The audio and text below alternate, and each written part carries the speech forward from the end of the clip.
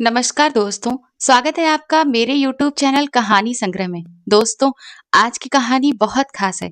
कभी आपने सुना है कि कोई औरत पूरे 13 महीने तक अपने पेट में बच्चे को रखे और जब डॉक्टर ने उसका अल्ट्रासाउंड किया तो वो खुद उसके पैरों में गिरकर माफी मांगने लगी। ये कहानी जो आप सुनने जा रहे हैं ये श्रद्धा की है। एक ऐसी औरत की जिसे पहले उसके पति ने लाचार समझकर छोड़ दिया, फिर दुनिया ने उसे चरित्रहीन कहा और जब वो बेसहारा होकर एक वुमेन सेंटर में रहने लगी तो उसके साथ ऐसा बुरा हुआ जिसने पूरी जिंदगी को उसकी नरक बनाकर रख दिया। लेकिन असली हैरानी की बात तो तब हुई जब वही औरत जिसे सभी लोग एक पापिन के तौर पर देख रहे थे, 13 महीने तक उसने एक ऐसे बच्चे को अपने पेट में पाला है जिसे देखकर डॉक्टरों ने उसे भगवान का चमत्कार मान लिया। आखिर उस रात श्रद्धा के साथ क्या हुआ था और कौन था वो दरिंदा जिसने उसकी जिंदगी उजाड़ दी? और 13 महीने के बाद जब वो बच्चा पैदा हुआ तो उससे आखिर कैसी चमक निकल रही थी जिसे देखकर डॉक्टर भी हतप्रभ थे। तो चलिए हम आज जानते हैं श्रद्धा की ये रोंगटे खड़े कर देने वाली कहानी। आप मेरी इस कहानी को ढेर सारा प्यार दीजिएगा। धन्यवाद। मैडम मैडम मेरी जान निकल रही है। अब तो मेरी प्रेगनेंसी को 13 महीने होने जा रहे हैं, लेकिन ये बच्चा पैदा ही नहीं हो रहा। मैंने दर्द से कराहते हुए अपने उस बड़े से पेट की तरफ इशारा किया। इंचार्ज को मुझ पर तरस आया और वो मुझे तुरंत अस्पताल ले गई। जब डॉक्टर को पता चला कि मेरा बच्चा 13 महीने का हो चुका है लेकिन अभी तक पैदा नहीं हुआ, तो उन्होंने तुरंत अल्ट्रासाउंड करने वाली मशीन मेरे पेट पर घुमाई और जैसे ही उन्होंने स्क्रीन को देखा तो उनकी चीख निकल गई और वो सब घुटनों के बल मेरे सामने बैठ गए, क्योंकि मेरे पेट में मेरा नाम श्रद्धा है। मैं एक मिडिल क्लास परिवार की बेटी थी। मेरे पापा दिहाड़ी के मजदूर थे और मैं उनकी इकलौती औलाद थी। मेरे पिताजी गरीब जरूर थे, लेकिन वो मेरी हर तरह की इच्छा को पूरी करने की कोशिश करते थे। हम लोग एक पुराने से किराए के मकान में रहते थे।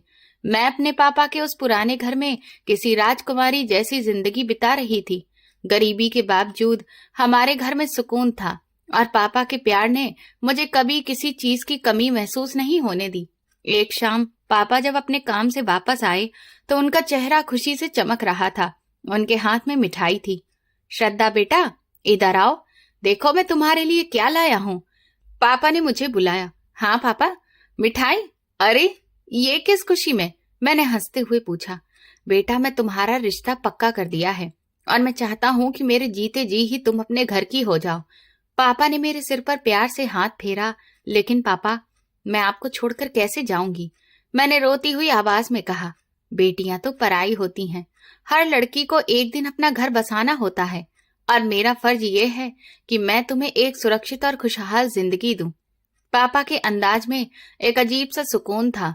इसके बाद मेरी शादी कर दी गई। मेरे पति, जिनका नाम विपुल था, एक पढ़े लिखे और समझदार इंसान थे। मैं गरीब थी, लेकिन साथ ही बहुत खूबसूरत थी। मैंने ग्रेजुएशन तक की पढ़ाई की थी, इसलिए मुझे इतना अच्छा और पैसे वाला रिश्ता मिल गया। पापा बहुत खुश थे कि उनकी बेटी एक अच्छे घर की बहू बनेगी और खुशहाल जिंदगी बिताएगी। विपुल का घर किसी खूबसूरत महल से कम नहीं था।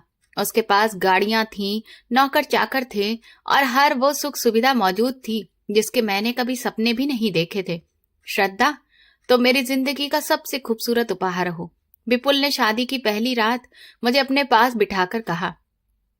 विपुल, मैं एक गरीब पिता की बेटी हूँ। मुझे इतने बड़े घर के तौर तरीके और रहन सहन कुछ भी नहीं आता है। मैंने झिझकते हुए जवाब दिया। तुम फिक्र क्यों करती हो?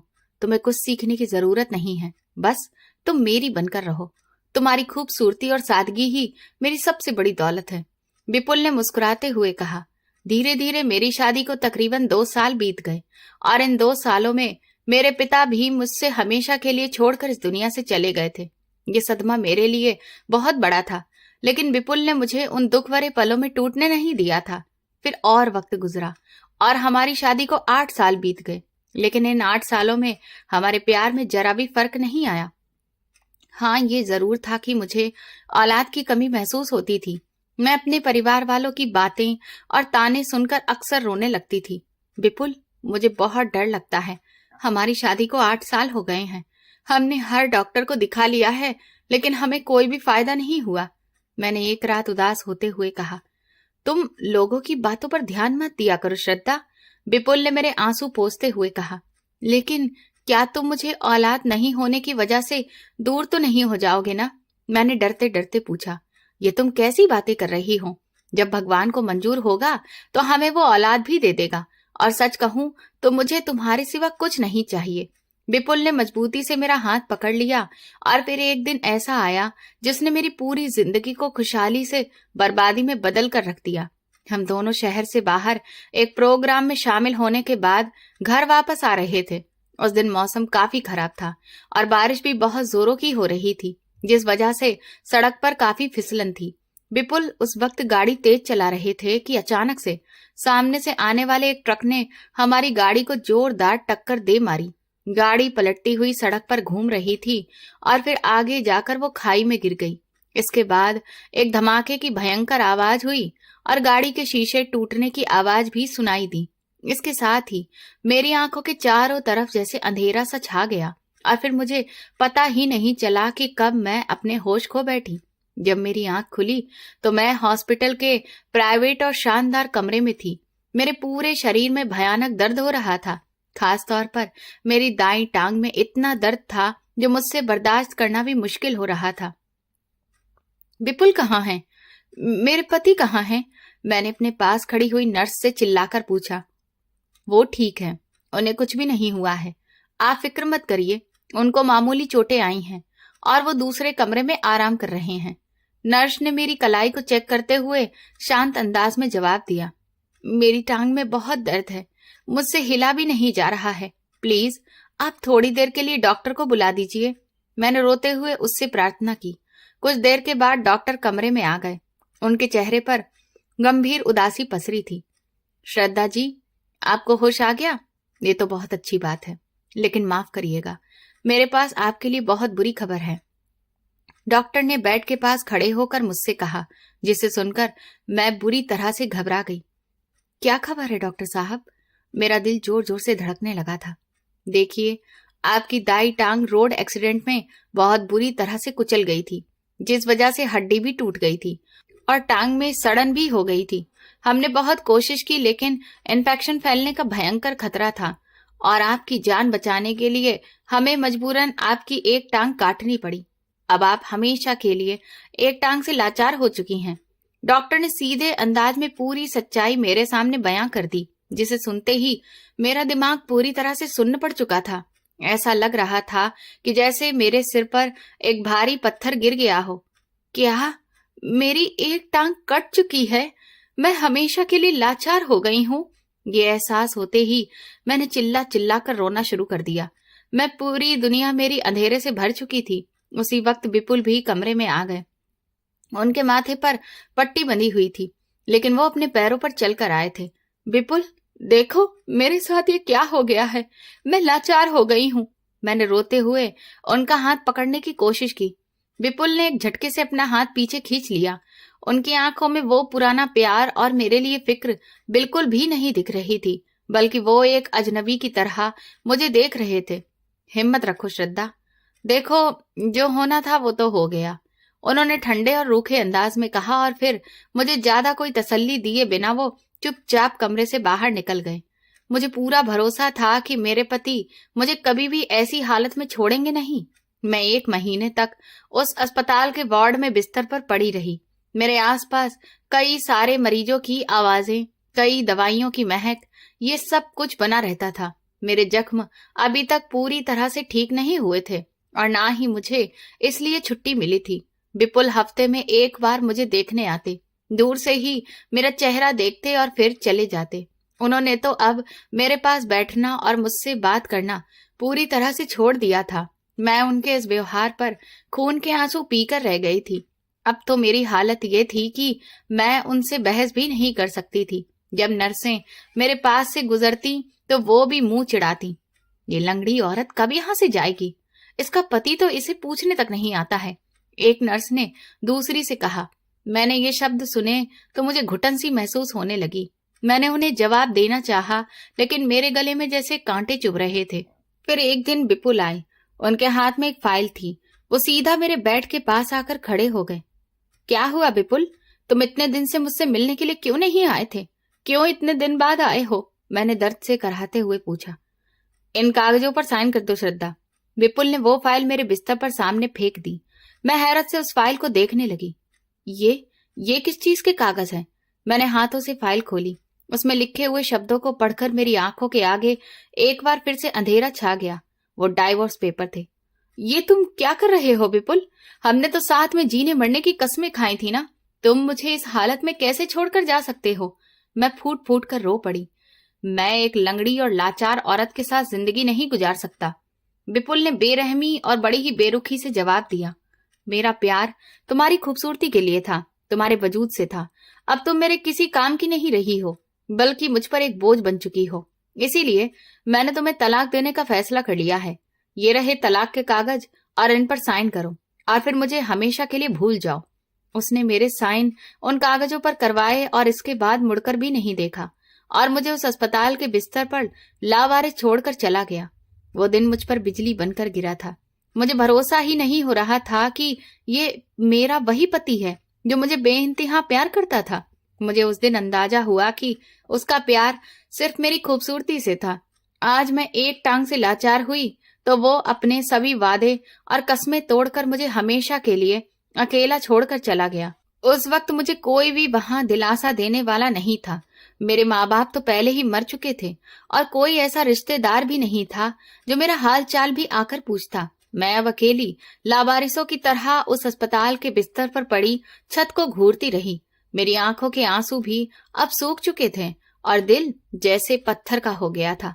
दुनिया का बेरहम चेहरा और सच्चाई मेरी आंखों के सामने घूम रही थी।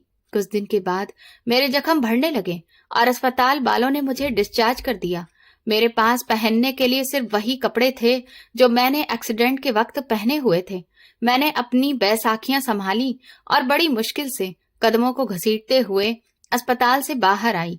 मुझे अब समझ में ही नहीं आ रहा था कि मैं कहाँ जाऊं, क्योंकि मेरे सर पर कोई छत तो बची नहीं थी। मैं हॉस्पिटल के बाहर साइड पर बनी हुई एक बेंच पर बैठकर रो रही थी। मेरा दिमाग बिल्कुल भी काम नहीं कर रहा था कि अचानक एक अधेड़ उम्र की औरत मेरे पास आकर बैठ गई। उसने ध्यान से मेरी खस्ता हालत और मेरी कटी हुई टांग को देखा।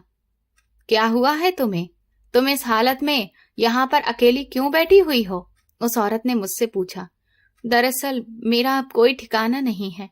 मेरे पति ने मेरे लाचार हो जाने की वजह से मुझे तलाक दे दिया है और मेरे माँ बाप भी अब जिंदा नहीं है। मैंने पूरी बात एक सांस में कह दी। मेरे अंदर अब और ज्यादा रोने की हिम्मत नहीं थी। इस शहर में किसी भी लड़की का खुले आम इस तरह से रहना किसी मौत से भी ज्यादा बदतर है। उस औरत ने मुझे राय दी। इसीलिए यहाँ पास में ही बहुत सारे वुमेन सेंटर बने हुए हैं। तुम ऐसा करो, वहीं पर चली जाओ। वहां तुम्हारे जैसी बेसहारा बहुत सारी औरतें रहती हैं। कम से कम वहां तुम्हारी इज्जत सुरक्षित तो रहेगी और सर छुपाने की जगह भी मिल जाएगी। मैंने उस औरत की राय के मुताबिक वुमेन सेंटर का एड्रेस पता किया और फिर वहां पर चली गई। मैं नहीं जानती थी कि उस वुमेन सेंटर की ऊंची और मजबूत दीवारों के पीछे मेरी जिंदगी की एक ऐसी भयानक परीक्षा मेरा इंतजार कर रही है जिसके बारे में मैं सपने में भी नहीं सोच सकती थी। जब मैं उस सेंटर में पहुंची तो ऐसा लगता था कि वहां की ऊंची लंबी दीवारें मुझे काट खाने को दौड़ती हैं। मैं वहां अपनी कटी हुई टांग के साथ बैसाखियों के सहारे जब चलती तो वहां मौजूद हर औरत मुझे बड़ी ही अजीब नजरों से देखती थी। मेरी खूबसूरती अभी भी वैसी ही थी। मेरा रंग रूप और चेहरे की कशिश में कोई भी कमी नहीं आई थी। भले ही मैं एक टांग से लाचार हो चुकी थी, मेरा वजूद उन सबके लिए एक सवालिया निशान बन चुका था। मैं जब भी गैलरी से गुजरती तो उन लोगों की आपस में धीमी बातें मेरे कानों से टकराती। तुम इतनी खूबसूरत हो, तुम्हारे पति ने तुम्हें सिर्फ लाचार होने की वजह से कैसे छोड़ दिया है? जरूर कोई तो और बात होगी जो तुम हम लोगों से छुपा रही हो। मेरे साथ वाले बेड पर मौजूद रागिनी ने एक शाम मुझसे सीधा सवाल किया। उसके चेहरे पर गहरी उत्सुकता थी और आंखों का निशाना सीधा मेरा चेहरा था, जो ध्यान से मेरे चेहरे के हर एक एक्सप्रेशन को पढ़ने की कोशिश कर रहा था। उसकी बातों में हमदर्दी कम दिख रही थी और तंज ज्यादा था। आदमी का प्यार सिर्फ औरतों के जिस्म तक ही सीमित होता है रागिनी। जब ये वजूद आधा रह गया तो फिर प्यार भी खत्म हो गया। इसमें छुपाने वाली कोई बात नहीं है। मैंने साफ अंदाज में जवाब दिया और अपना चेहरा मोड़ लिया। मेरे अंदाज में छुपा हुआ तीखापन और दर्द को महसूस करके वो एक पल के लिए थोड़ा सा घबरा गई, लेकिन फिर भी 8 साल का रिश्ता ऐसे ही तो नहीं कोई तोड़ देता। जरूर तुमने कोई ऐसी गलती की होगी जिसकी सजा उसने तुम्हें इस तरह से दी है। कमरे के दूसरे कोने से शिवानी ने इस बहस में हिस्सा लिया। उसकी आवाज में एक अजीब सी चुभन थी जो मेरे जख्मों को और ज्यादा कुरेद रही थी। गलती सिर्फ ये थी कि मैं एक हादसे का शिकार हो गई, और अगर अब तुम लोगों को मेरी बातों पर यकीन नहीं हो रहा है तो फिर मुझसे और सवाल करना बंद कर दो, मैंने गुस्से से कहा और चुपचाप मुंह फेर कर अपने बिस्तर पर लेट गई। मेरी आंखों से आंसू गिरने लगे थे, लेकिन मैं उन औरतों के सामने रोना नहीं चाहती थी। धीरे धीरे मैंने अपने भगवान में अपना मन लगाना शुरू कर दिया और मैं उनसे करीब होती चली गई। पहले भी मेरा मन पूजा पाठ में बहुत लगता था, लेकिन अब तो मैं रात को धार्मिक किताबें पढ़कर अपना वक्त गुजारने लगी। कई बार मैं रात को उठती, अच्छे से अपने हाथ पैर धोती और भगवान के सामने कभी रामायण तो कभी गीता का पाठ करने बैठ जाती। इस बीच जब भी मेरा दर्द मुझ पर हावी होता तो मेरे आंसू भी रात के सन्नाटे में गिरने लगते। भगवान, तुम्हारी जो मर्जी थी वो तो तुमने मेरे साथ कर दिया, लेकिन मेरी तुमसे प्रार्थना है, अब आके मेरी जिंदगी को और मुश्किल ना बनाना। मुझे इन तंज भरी बातों और इस बेइज्जती से हमेशा दूर रखना। मैंने रोते हुए भगवान से गिड़गिड़ाकर प्रार्थना करती। मेरे दिल पर हर वक्त एक अजीब सा बोझ रहता था। मुझे महसूस होता था कि भगवान मेरी पुकार सुन तो रहे हैं, लेकिन पता नहीं वो मेरी प्रार्थना को मानेंगे भी या नहीं। वुमेन सेंटर के इंचार्ज गायत्री मैडम एक सख्त और स्ट्रिक्ट रूल्स फॉलो करने वाली औरत थी। वो अक्सर रात को राउंड पर निकलती थीं और जब भी मुझे जागता देखती तो मेरे कमरे के दरवाजे पर आकर रुक जाती। श्रद्धा, तुम क्या रात भर जागती रहती हो? अपनी हेल्थ का भी कुछ ख्याल रखो। तुम पहले से ही बहुत कमजोर हो चुकी हो। इस तरह से तो तुम और ज्यादा बीमार पड़ जाओगी। गायत्री मैडम ने एक रात मेरे पास खड़े होकर नरमी से कहा। उनकी आंखों में मेरे लिए एक पल के लिए तरस आया, जो उनके सख्त मिजाज के बिल्कुल उलट था। मैडम, मुझे नींद नहीं आती है। बस जब मैं अपना मन भगवान में लगाती हूँ तभी मेरे दिल को सुकून मिलता है। मेरा दिन का वक्त आसपास के लोगों की बातें सुनने में गुजर जाता है और रात इस तरह से। मैंने धीमी आवाज में उन्हें जवाब दिया। मेरा चेहरा उस वक्त आंसुओं और दर्द से भीगा था और मेरी आवाज में थकावट थी। ये वुमेन सेंटर है सद्दा, यहाँ हर औरत अपना कोई ना कोई दुख लेकर ही आती है। तुम्हें उनकी बातों को नजरअंदाज करना सीखना होगा और अब आराम करो। गायत्री मैडम ने मुझे सलाह दी और फिर दरवाजा बंद करके चली गई। मैंने गहरी सांस ली और बिस्तर पर लेटकर छत को घूरने लगी। ये मेरा रोज का रूटीन था। मैं सुबह बहुत जल्दी ही उठ जाती और पूजा पाठ में लग जाती। मैं अपने दिल की सारी बातें, अपना दुख और अपनी कमजोरी अपने भगवान के सामने ही रखती थी। वहां की औरतें उस वक्त गहरी नींद में सोई होती थी। इस तरह से हर एक रात बीत रही थी, लेकिन फिर इन रातों में से एक रात ऐसी आई जिसने मेरी पूरी जिंदगी को बदल कर रख दिया। उस रात सर्दी बहुत ज्यादा थी और वुमेन सेंटर के कॉरिडोर में गहरा अंधेरा पसरा था। उस एरिया का ट्रांसफार्मर शॉर्ट सर्किट की वजह से जल गया था और जिस वजह से लाइट भी नहीं आ रही थी, और केंद्र का जो जनरेटर था वो भी उस समय खराब पड़ा था। मैं हमेशा की तरह रामायण पढ़ने के लिए उठी। मैं जैसे ही उठकर अपने कमरे के छोटे से मंदिर के सामने जाने के लिए आगे बढ़ी कि मुझे तभी पीछे से किसी के भारी कदमों की आहट महसूस हुई। मैं आगे बढ़ने की जगह पीछे पलटी और अंधेरे में देखते हुए पूछने लगी, कौन है वहां? अभी अंदर कौन आया है? मैंने घबराई हुई आवाज में पूछा और पीछे मुड़कर देखने की गहरी कोशिश की। मेरे दिल की धड़कन काफी तेज हो गई थी और बुरी तरह से मेरे हाथ पैर कांपने लगे थे। कमरे का दरवाजा मैंने खुद अंदर से बंद किया था, लेकिन शायद कुंडी ठीक से लगी नहीं थी। मेरे पूछने के बावजूद भी वापस कोई जवाब नहीं आया और अंधेरा इतना गहरा था कि हाथ को हाथ नहीं दिखाई दे रहा था। फिर मुझे लगा कि शायद मेरा कोई वहम है या फिर कोई बिल्ली अंदर आ गई होगी। मैं वापस जाने के लिए मुड़ी ही थी, तभी अंधेरे में अचानक एक मजबूत और सख्त हाथ ने मेरे मुंह पर जोर से एक अजीब सी महक वाला कपड़ा रख दिया। किसी ने मुझे पीछे से दबोच लिया। छोड़ दो मुझे। कौन हो तुम? भगवान के लिए मुझे मत मारो, मेरे पास तो कुछ भी नहीं है। मैंने कपड़े के अंदर से ही चिल्लाकर ये सब कहने की पूरी कोशिश की। मेरे हाथ डर के मारे सुन्न हो रहे थे और मेरी सांस भी घुट रही थी, लेकिन उस आदमी की पकड़ बहुत ज्यादा मजबूत थी। उस दरिंदे ने मेरी एक भी ना सुनी।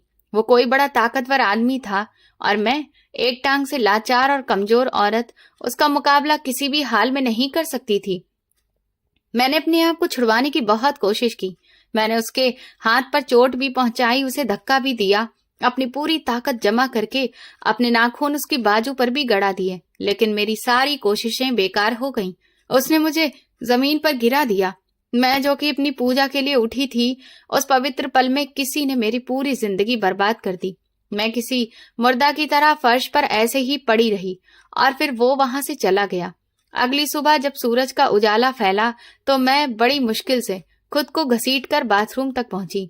पानी के नीचे होकर मैं घंटों रोती रही। मैं अपने वजूद पर लगे उन गंदे दागों को धोना चाहती थी, लेकिन ये दाग पानी से धुलने वाले नहीं थे। मैंने खुद को रगड़ रगड़ कर धोया, लेकिन वो एहसास अब मुझसे दूर ही नहीं हो रहा था। श्रद्धा, तुम्हारी आंखें इतनी सूजी हुई क्यों हैं? क्या तुम रात भर रोती रही हो? और तुम्हारे चेहरे पर ये खरोंचे कैसी हैं? नाश्ते की टेबल पर रागिनी ने मेरे चेहरे को ध्यान से देखते हुए पूछा। उसकी आवाज में शक था, लेकिन मुझे उसकी हमदर्दी इस वक्त जहर जैसी लग रही थी। मैंने अपने बालों को आगे करते हुए चेहरे को छुपाने की नाकाम कोशिश की। कुछ नहीं हुआ है, बस मेरे सिर में बहुत दर्द था, इसीलिए मैं रात को ठीक से सो नहीं पाई हूँ। और फिर बाथरूम में अंधेरा होने की वजह से मैं गिर गई थी, जिससे मुझे चोट लग गई है। मैंने नजर चुराते हुए झूठ बोला। मेरा दिल चाह रहा था कि मैं चिल्ला चिल्ला कर सबको बता दूं कि मेरे साथ रात को क्या हुआ है, लेकिन मैं बहुत डरी हुई थी। तुम्हें अपना ख्याल रखना चाहिए, तुम लाचार हो फिर भी इस तरह की लापरवाही करती हो, शिवानी ने चाय का घूंट भरते हुए तंज भरे अंदाज में कहा। मैंने चुपचाप ब्रेड का टुकड़ा उठाया और फिर उसका एक निवाला मुंह में रखा, लेकिन वो निवाला मुझसे खाया ही नहीं जा रहा था। अपनी इज्जत को बचाने के लिए मैं चुप रही। मुझे डर था कि अगर मैंने ये बात बता दी तो ये सब लोग मुझे ही कसूरवार ठहरा देंगे। लोग कहेंगे कि वुमेन सेंटर में रहने वाली औरतें होती ही चरित्रहीन हैं। गायत्री मैडम मुझ पर भरोसा करने की जगह उल्टा चार्ज लगाकर मुझे यहाँ से निकाल ही देंगी और फिर मैं एक बार फिर से सड़क पर आ जाऊंगी। मैं यही सब सोचकर अपमान का घूंट पी लिया और अपने अंदर ही अंदर घुटने लगी थी। हे भगवान, तुम जानते हो कि मैं बेगुनाह हूँ, मैंने कोई गुनाह नहीं किया है। मुझे ऐसे जुल्म की सजा मत देना। इससे अच्छा तो ये है कि तुम मुझे मार देते। मैं हर दिन रो रो कर भगवान से प्रार्थना करती। मेरा दिल खून के आंसू रोता था। मुझे अब अपनी परछाई भी बुरी लगने लगी थी। मैं जब भी आईने में अपना चेहरा देखती तो मेरी आंखों में नफरत उतर आती थी। दिन गुजरते गए। मैंने खुद को कमरे तक ही सीमित कर लिया था। मैं किसी से बात नहीं करती थी।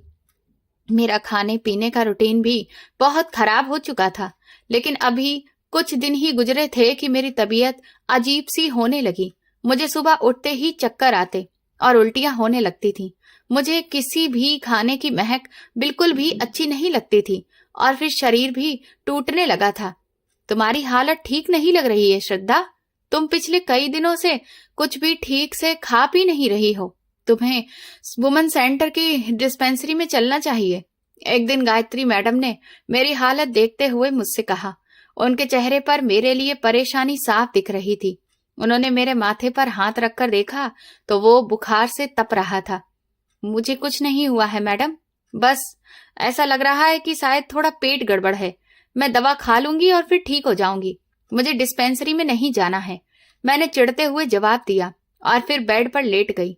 लेकिन मेरा पूरा वजूद पसीने से भीग चुका था और अब मुझ में खड़े होने की भी ताकत नहीं बची थी। मुझे अंदर ही अंदर एक अनजाना डर खाए जा रहा था। और कोई बहस मत करो श्रद्धा। रागिनी, इसे पकड़ो और चलो मेरे साथ। इसे डिस्पेंसरी लेकर जाना है। अगर इसे कुछ हो गया तो फिर मुझे ही ऊपर जवाब देना पड़ेगा। गायत्री मैडम ने कड़कदार आवाज में ऑर्डर दिया। मैं बेबस सी रागिनी के सहारे खड़ी हुई और फिर हम दोनों डिस्पेंसरी की तरफ निकल गए। वहां मौजूद लेडी डॉक्टर नम्रता ने मेरा पूरा चेकअप किया। उसने मुझसे कुछ सवाल पूछे जिनके जवाब देते हुए जैसे मेरी जान निकल रही थी। उसने मेरी पल्स भी चेक की, ब्लड प्रेशर देखा और फिर एक नर्स को मेरा ब्लड टेस्ट करने को कहा। खून का सैंपल लेने के बाद उन्होंने कहा कि मैं बाहर इंतजार करूं, आधे घंटे में रिपोर्ट आ जाएगी। डॉक्टर नम्रता ने मुझे बाहर बैठने को कहकर फिर दूसरे पेशेंट को देखना शुरू कर दिया। मैं बाहर बेंच पर बैठी थी और भगवान से बार बार प्रार्थना कर रही थी कि जो मैं सोच रही हूं वैसा कुछ भी ना हो, लेकिन मेरा दिल किसी बुरी खबर का अंदेशा दे रहा था। कुछ देर के बाद मुझे अंदर बुलाया गया। डॉक्टर नम्रता का चेहरा गंभीर था और आंखों में गुस्सा था। श्रद्धा, आपकी टेस्ट रिपोर्ट आ चुकी है और आप प्रेग्नेंट हैं, डॉक्टर ने कड़क अंदाज में कहा। उन्होंने वही बम मेरे सिर पर फोड़ दिया था जिसका मुझे डर था। उनके शब्द सुनते ही मेरे पैरों तले से जमीन निकल गई और कानों में जैसे सन्नाटा छा गया। ये आप क्या कह रही हैं? ये कैसे मुमकिन है? ये सब झूठ है, ये रिपोर्ट गलत है। मैं पागलों की तरह चिल्लाई और अपनी कुर्सी से खड़ी हो गई। मेरा पूरा शरीर पत्ते की तरह कांप रहा था और मेरी आंखों से आंसुओं का एक भारी सैलाब निकल पड़ा था। रिपोर्ट कभी झूठ नहीं बोलती है लड़की। तुम पूरे 2 महीने की प्रेग्नेंट हो और अब तुम ही ये बहुत अच्छे से जानती होगी कि ये बच्चा किसका है। यहाँ सेंटर में बैठकर तुम जैसी औरतें इस तरह के गुल खिलाती हैं। डॉक्टर नम्रता ने बड़ी नफरत भरी नजरों से मुझे देखा और फिर फाइल को मेज पर पटक दिया। उनकी नजरों में मौजूद नफरत ने मेरे पूरे वजूद को छलनी करके रख दिया था। मैंने सफाई देने की कोशिश की, लेकिन मेरे शब्द गले में ही अटक कर रह गए। मैं वहां से निकलकर सीधा अपने कमरे में आई और दरवाजा अंदर से बंद कर लिया। मैं जमीन पर गिरकर फूट फूट कर रोने लगी। मेरे पति ने मुझे सिर्फ इसलिए तलाक दे दिया था कि मैं उसे औलाद नहीं दे सकती थी, और आज जब मैं लावारिस हो गई थी, बेसहारा थी, कटी हुई टांग के साथ एक लाचार औरत की तरह जिंदगी बिता रही थी, तो मेरे पेट में एक नाजायज बच्चा पल रहा था। ये किसका गुनाह है जो मेरे पेट में पल रहा है? हे भगवान, ये तुमने मेरी कैसी परीक्षा ली है? आखिर मैंने ऐसे कौन से पाप किए थे जिसकी इतनी भयानक सजा मुझे मिल रही है? मैंने मंदिर की तरफ मुंह करके रो रो कर भगवान से सवाल पूछे और अपनी आंखें सुजा डाली। ये बच्चा मेरी पवित्रता पर एक बदनुमा दाग है। मैं इसे इस दुनिया में आने ही नहीं दूंगी। मैं इस गंदे खून को अपने वजूद का हिस्सा कभी नहीं बनने दूंगी। मैं किसी की भी नाजायज औलाद को जन्म नहीं दे सकती। मैंने अपने पेट पर हाथ मारते हुए एक गंभीर फैसला किया। मेरी आंखों में एक अजीब सा पागलपन था।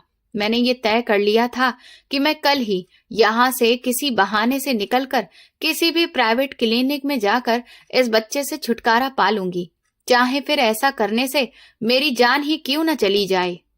ये रात बहुत ही मुश्किल से गुजरी थी। मैं पूरी रात करवटें बदलती रही। नींद तो जैसे मेरी आंखों से कोसों दूर हो गई थी। मेरा भगवान ही जानता था कि मैं बेकसूर हूँ। मैंने जानबूझकर ये पाप नहीं किया। मैंने पूरा पक्का इरादा कर लिया था कि सुबह होते ही मैं इस बच्चे से निजात पा लूंगी। मैं गायत्री मैडम से झूठ बोल दूंगी कि मुझे हॉस्पिटल जाना है और फिर सीधा किसी भी क्लिनिक का रुख करूंगी।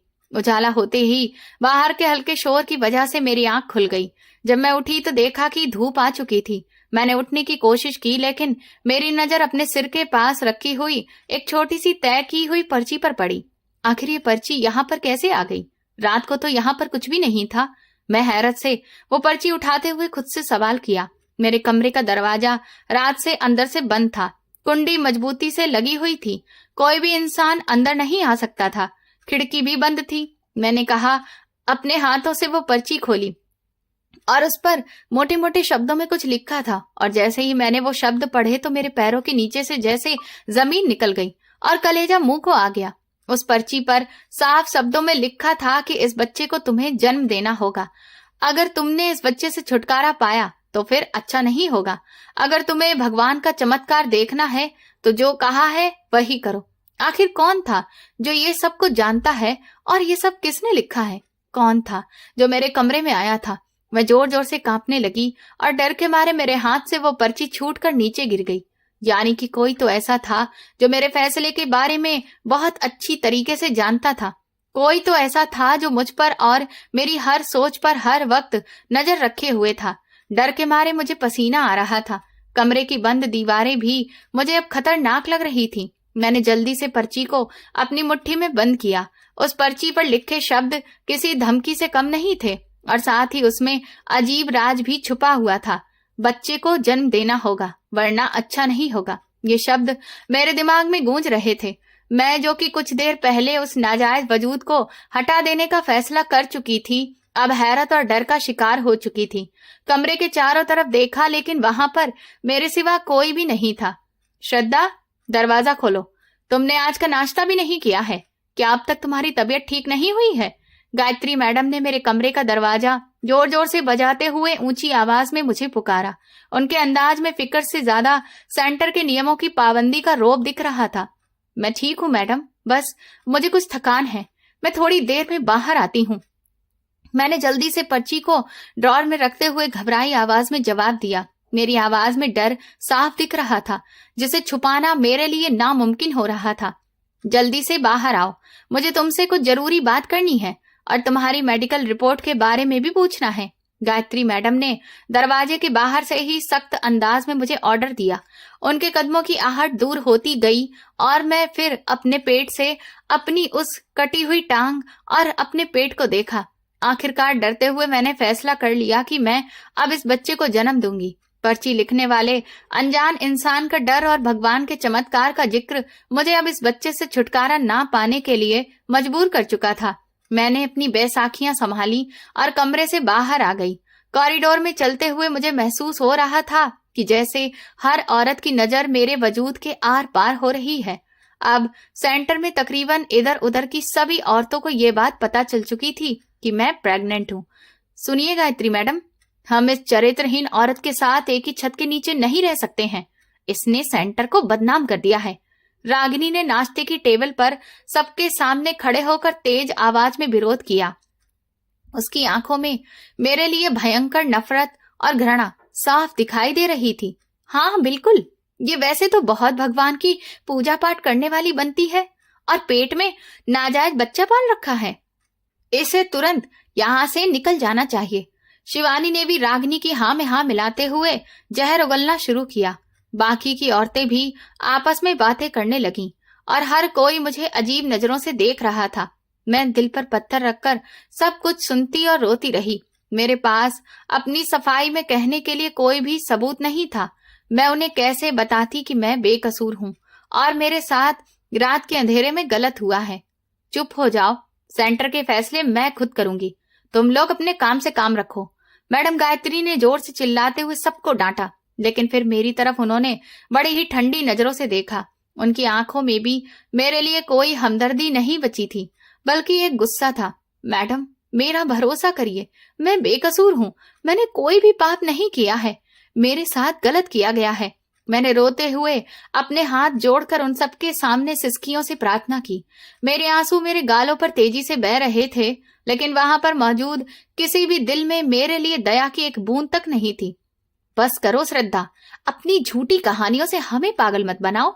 तुम जैसी औरतें अपनी गलतियों पर पर्दा डालने के लिए ऐसे ही बहाने ढूंढती रहती हैं। गायत्री मैडम ने बड़ी बेरहमी से मेरी बात को काट दिया और फिर फैसले वाले अंदाज में बोली। उनके तीखे शब्दों ने मेरे दिल के टुकड़े टुकड़े कर दिए थे। आज के बाद तुम अपने कमरे तक ही सीमित रहोगी। कोई भी औरत तुमसे बात नहीं करेगी और ना ही तुम किसी के पास जाओगी। गायत्री मैडम ने मुझे अकेले रहने का आदेश सुनाया और फिर वो वहां से चली गईं। मैं अपनी बैसाखियों के सहारे खड़ी आंसू बहाती रही और सभी औरतें मुझे घृणा से देखती हुई वहां से चली गईं। ये तकलीफ के दिन इसी तरह से गुजरते रहे। मैंने खुद को पूरे तौर पर अपने कमरे में बंद कर लिया था। मैं अब सिर्फ भगवान तक ही सीमित रह गई थी। मैं उनके सामने घंटों बैठी रोती रहती और उनसे शिकायत करती। मेरे शरीर में आने वाले बदलाव साफ साफ दिखने लगे थे। मेरा पेट साफ तौर पर उभर आया था और चलना फिरना भी मेरे लिए बहुत मुश्किल हो गया था। तुम्हारा पेट तो दिन ब दिन फूलता जा रहा है। लगता है तुम्हारे पाप का बोझ बहुत भारी है।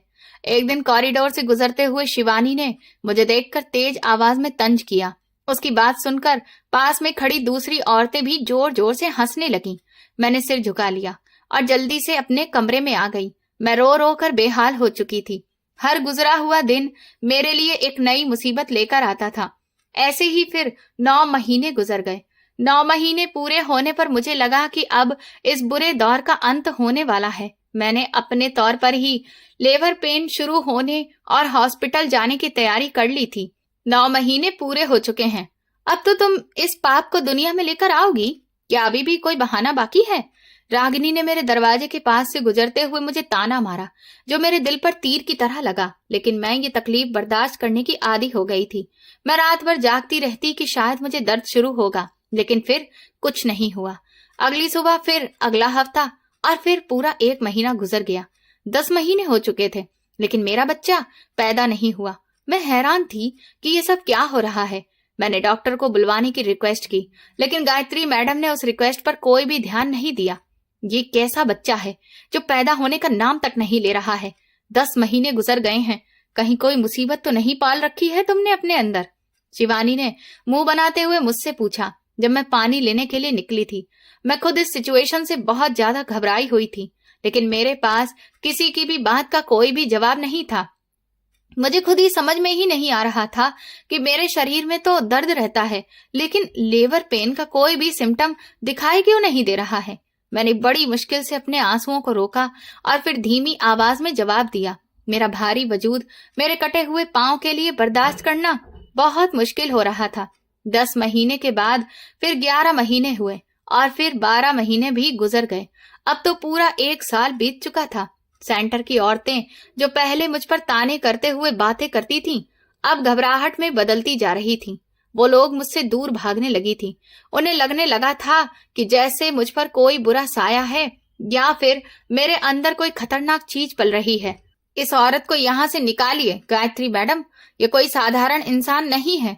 1 साल से ज्यादा हो गया है और ये अभी तक प्रेग्नेंट है।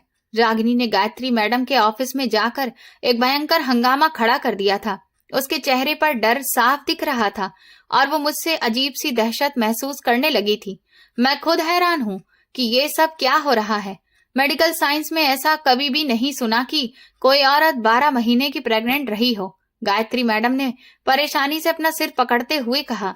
उनकी समझ में कुछ भी नहीं आ रहा था, लेकिन वो सेंटर की बदनामी के डर से मुझे किसी भी बड़े अस्पताल भेजने से घबरा रही थी। धीरे धीरे दिन आगे ही बढ़ रहे थे और फिर 13वां महीना भी गुजरने लगा, लेकिन मेरा बच्चा पैदा नहीं हुआ। मेरी हालत अब अच्छी नहीं रह पा रही थी। मेरा शरीर बहुत ही कमजोर हो गया था और पेट हद से ज्यादा बड़ा हो चुका था। मुझे सांस लेने में भी भयंकर दिक्कत होती थी और मैं सारा दिन बिस्तर पर पड़ी रहती थी। मेरे अंदर वो वजूद ना तो किसी प्रकार की कोई हरकत करता था और ना ही मुझे कोई तकलीफ देता था। बस एक अजीब से पत्थर बने बोझ की तरह हर दिन बढ़ता जा रहा था। 13 महीने गुजर गए। गायत्री मैडम, भगवान के लिए मुझे किसी अस्पताल तो लेकर चलिए। मैं बहुत ज्यादा बर्दाश्त नहीं कर सकती हूँ, मेरी जान निकल रही है। मैं दर्द और तकलीफ से रोते हुए गायत्री मैडम के सामने हाथ जोड़कर प्रार्थना की। मेरा पूरा शरीर पसीने में भीगा था और मेरी आंखों के आगे अंधेरा छा रहा था। ठीक है, तुम तैयार हो जाओ, मैं एम्बुलेंस बुलाती हूँ। अब ये मामला सेंटर में छुपाकर नहीं रखा जा सकता है। गायत्री मैडम ने आखिरकार हार मानते हुए एम्बुलेंस को कॉल कर दिया। उनके चेहरे पर भी अब एक भयंकर खौफ दिख रहा था और वो मुझसे नजर चुराने लगी थी। जब मुझे स्ट्रेचर पर लिटाकर एम्बुलेंस में ले जाया जा रहा था तो केंद्र की बाकी औरतें दूर खड़ी होकर मुझे ही देख रही थीं। उनकी आंखों में अब तंज की जगह एक अजीब सी घबराहट थी।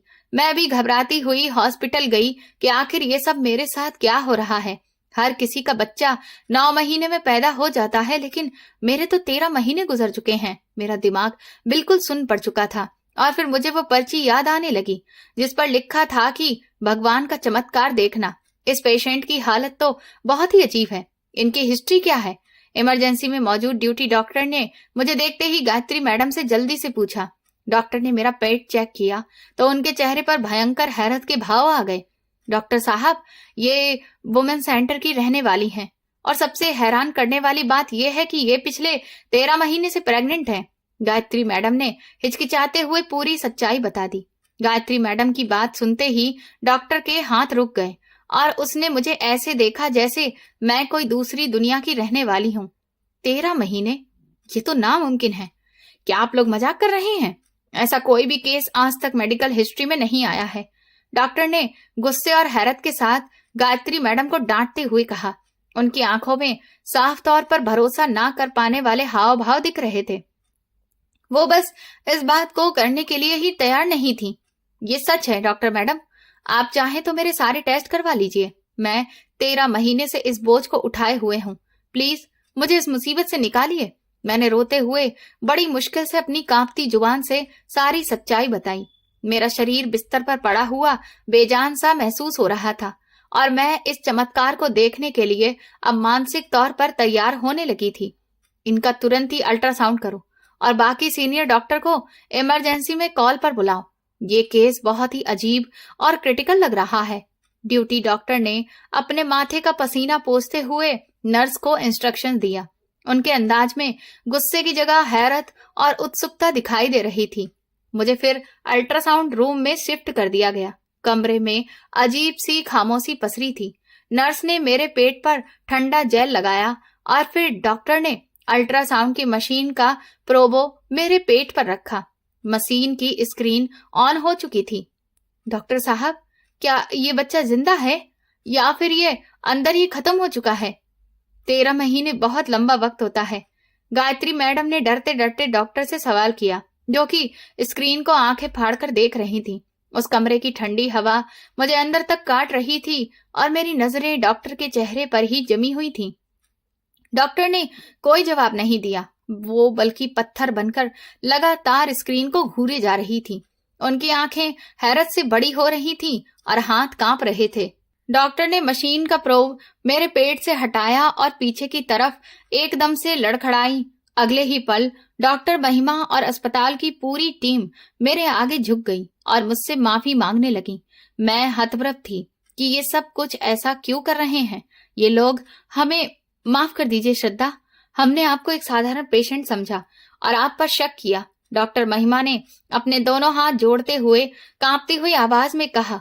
उनकी आंखों में एक अजीब सा पछतावा दिख रहा था, जिसने मुझे और ज्यादा उलझन में डाल दिया। डॉक्टर साहब, आप लोग मेरे कदमों में क्यों बैठ गए हैं? मुझे सब बताइए कि मेरे बच्चे को क्या हुआ है। मैं बेड से उठने की कोशिश करते हुए घबराए हुए अंदाज में पूछा। मेरा दिल गले में आ चुका था और ऐसा लग रहा था कि शायद अब मेरा आखिरी वक्त आ चुका है। हम जानते हैं कि तुम बेगुनाह हो। तुम कोई साधारण औरत नहीं हो, बल्कि तुम बहुत खास हो। लेडी डॉक्टर ने आगे बढ़कर मेरा हाथ पकड़ते हुए रुआंसी आवाज में कहा। उनके चेहरे पर वही डर और हैरत थी जो कुछ देर पहले उनकी तकरार में बदली हुई थी। तो फिर आप मुझे सच्चाई क्यों नहीं बताती हैं? क्यों आप लोग मेरी परेशानी को बढ़ा रहे हैं? मैंने झल्लाते हुए और तकलीफ से परेशान होते हुए लगभग चिल्लाकर कहा। मेरी बर्दाश्त करने की क्षमता खत्म हो रही थी और पेट का भारी बोझ मेरी जान निकाल रहा था। तुम्हारी अल्ट्रासाउंड रिपोर्ट में तुम्हारी प्रेगनेंसी के पूरे 13 महीने ही आ रहे हैं, लेकिन अभी तक तुम्हारा बच्चा पैदा नहीं हुआ है। डॉक्टर ने फाइल से उठाते हुए एक भरोसा ना कर पाने वाली सच्चाई मेरे सामने रखी। उनके माथे पर पसीना चमक रहा था और वो बार बार स्क्रीन की तरफ ही देख रही थी। लेकिन ये कैसे मुमकिन है? बच्चा 13 महीने तक पेट में कैसे रह सकता है और फिर वो जिंदा कैसे है?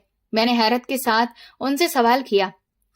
मेरे दिमाग में वो पर्ची बार बार घूम रही थी जिस पर भगवान का चमत्कार दिखने की बात लिखी थी। यही तो भगवान का चमत्कार है।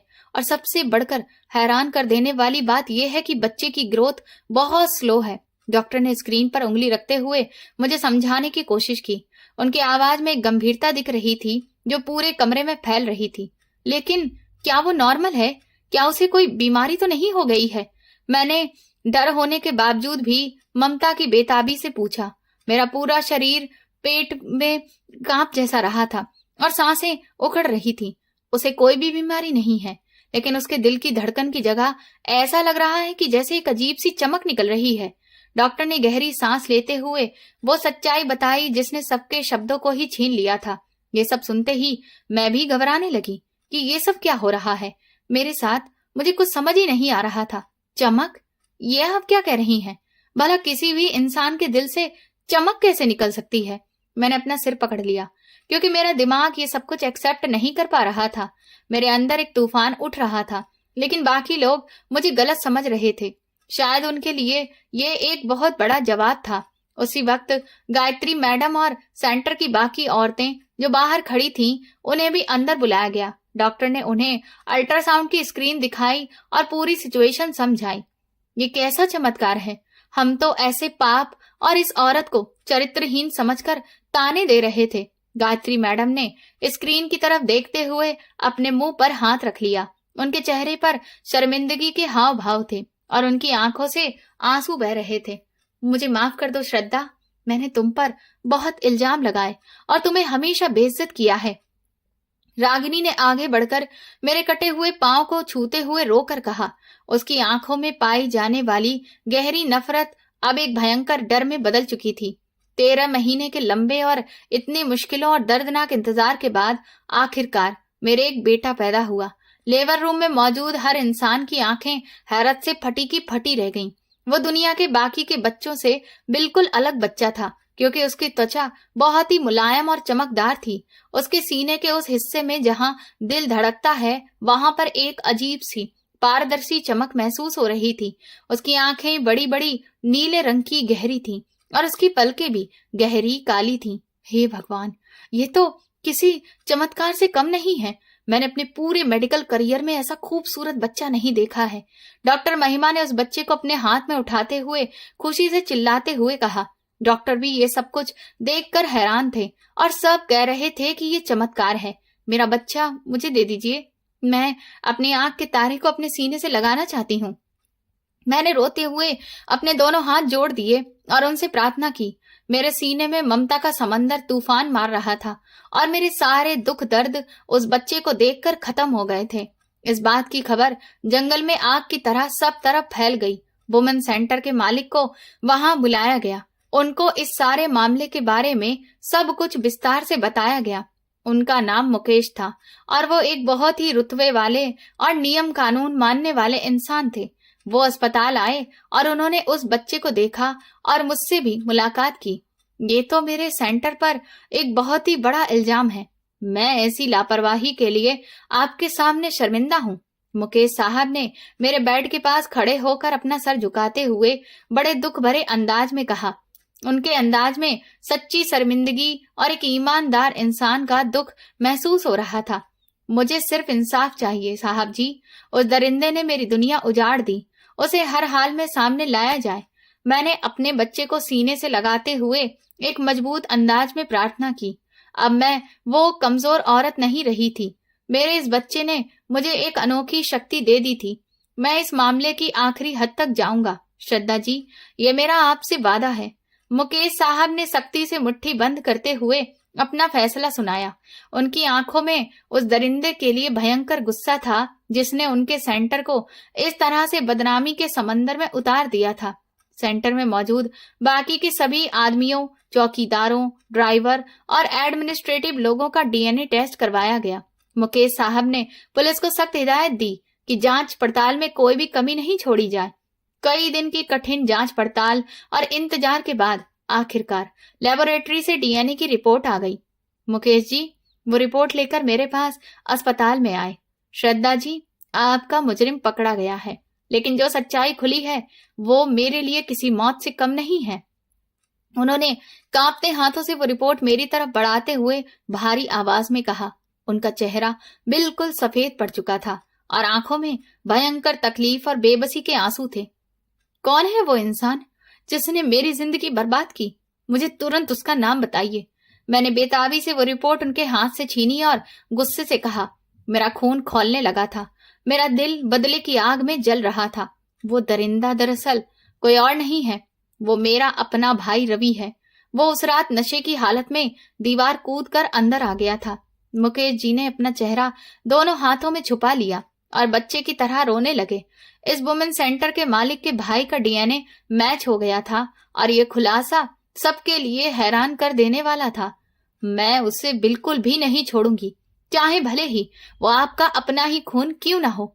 मैंने रिपोर्ट को कसकर पकड़ते हुए ठंडे अंदाज में ऐलान किया। मैंने उसके खिलाफ पूरी कार्रवाई करवाई।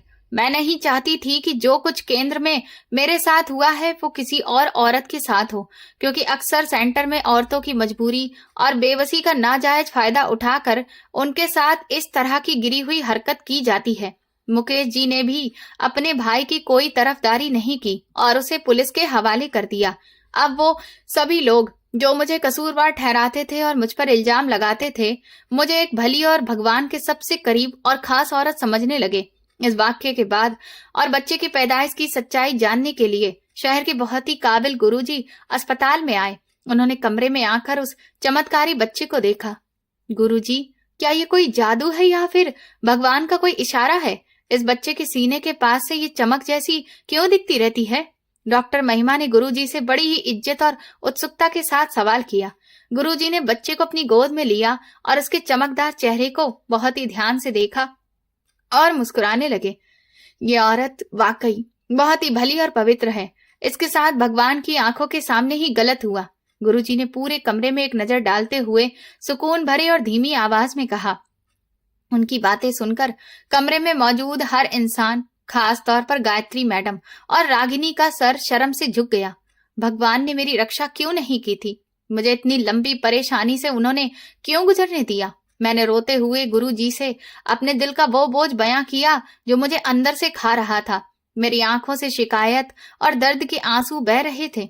भगवान ने लोगों को तुम्हारी पवित्रता बताने और तुम्हारी इज्जत को ऊंचा करने के लिए तुम्हारे यहाँ ऐसे बच्चे को जन्म दिया है। गुरुजी ने मेरे सर पर प्यार से हाथ रखते हुए मेरी शिकायत का जवाब दिया।